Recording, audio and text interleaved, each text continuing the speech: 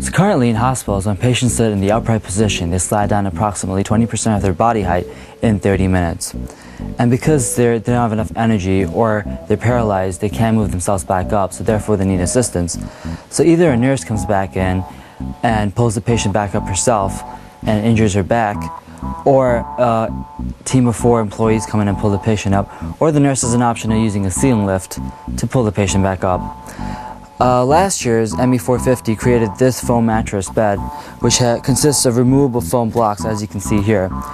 We were asked to utilize this concept and these foam blocks to develop a sequence of motion to move the patient up the bed. In order to meet the goal, we had to come up with a completely novel sequence of motions. To do this, we built a prototype of our model.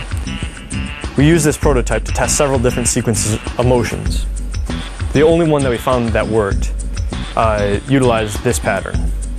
First, the diagonal blocks move up and over, carrying the patient forward.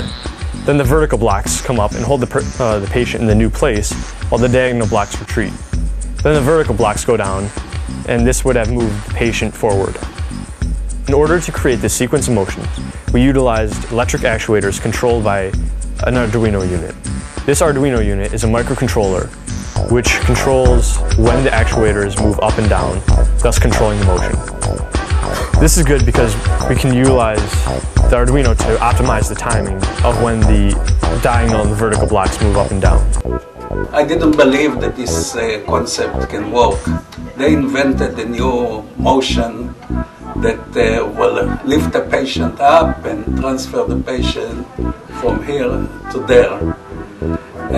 But the final product is fantastic. I'm very proud of the team. A perfect project. Thank you very much, guys. So this is the model that we built. It's roughly 2/3 the size of a hospital bed. We used wood for the frame, the posts, the bottom board, and the planks. Beneath we have the actuators mounted on the baseboard. Each actuator pushes up one prong. One prong is attached to the vertical rows of blocks, and one is attached to the diagonal rows of blocks. Throughout the motion, the rows of blocks are constrained by the drawer sliders we purchased, and altogether the system works with just the flip of a switch. Also on top, we have our patient. His nickname is Carrot, courtesy of our professor's wife, Mrs. Corin. There were 3 things we had to validate with our model. First was we had to produce a sequence of motions to move the patient across the bed. Our model accomplishes this task. Second was we had to move the patient 20% of his height in under 10 minutes. Our model accomplishes that in 3 minutes and 11 seconds. Lastly, we had to validate the weight. Our model patient weighs about 15 pounds. This produces an accurate height to weight ratio that can be extrapolated to prove that this concept is possible for a full-scale bed.